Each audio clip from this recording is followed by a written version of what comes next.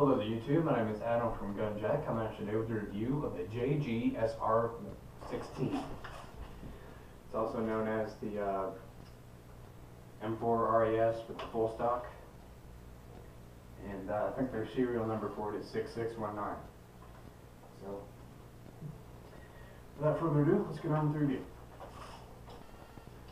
The flash tip that it comes with is plastic, and it's pretty orange. Paint over it if you want to. It's being held on by two Allen screws on the bottom and on the right side. I believe it is a 14mm counterclockwise underneath, although I'm not sure. The outer barrel as well as the inner barrel are metal, and so is the front iron sight post. It's got a sling mount right here, and of course an RIS system. These rail covers that it do come with are plastic.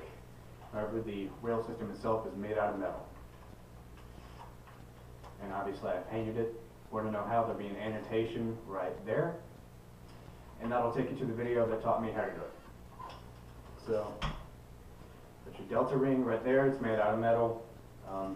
It does include a top rail. However, this was a free float rail system and I didn't have any optics I wanted to put on it.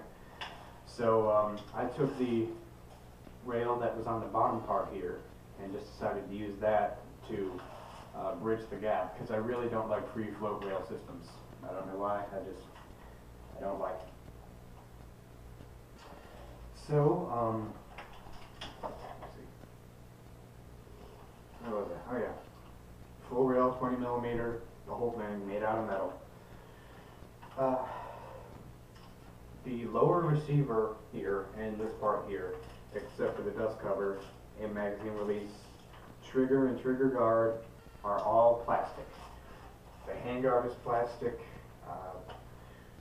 Pretty much everything on this gun except the rails, this front part here, the sights, the sling mounts, trigger fire selector switch, trigger guard, magazine release switch, magazine, and this bolt release on this side here, even though it doesn't do anything, are all metal. Aside from that, everything else is plastic. This back sight that it does include is flip down. However, of course, it's a JG. It normally will come with a hook here that you can flip back and hook it onto. However, mine fell out, so I just got used to using the iron sights, which are pretty accurate, by the way. Fire selector switch is on this side. It's made out of metal, works like any M4. If it's pointing up, it's on semi. If it's pointing towards the shooter, it's on fully automatic. Magazine that it comes with is standard 300 round Golden Bow M4 magazine made out of metal.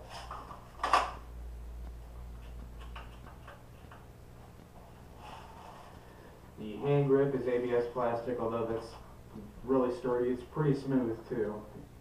Really kind of ergonomic feeling. This button on the side, which is normally the I think the unjamming rod inside the real steel M4. I'm not sure. Does nothing. No, it's just there for you to play with. Does nothing. The bolt, the charging handle is also made out of metal, which flips down the dust cover, also metal, to reveal the hop-up chamber inside. It's your standard M4 dial hop-up. It's pretty good hop-up too. I'm starting to think that JG is starting to step up their game. So, it does come with a full stock. However, it is a little bit wobbly, if you can see here. It's starting to move, so I may replace that soon. It is also ABS plastic, pretty thick, though I don't think it'll break unless you hit it on something really hard. This is where the battery goes, this little door through here, kind of like any M16. Battery that is included with its stock is tough to get out. Okay, there we go. It does fit pretty snugly inside, so I don't think it'll fit a 9.6 volt in here.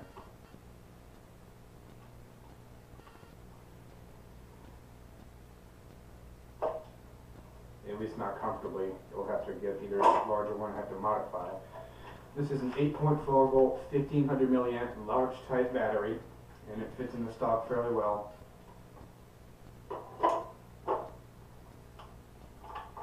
So simply, connect it, shove all the wires in there.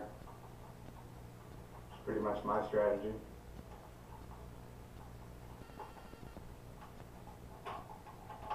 Nope. It is kind of hard. You do have to kind of get a technique to it, which, as you might be able to tell, I don't. Simply shove it and pray.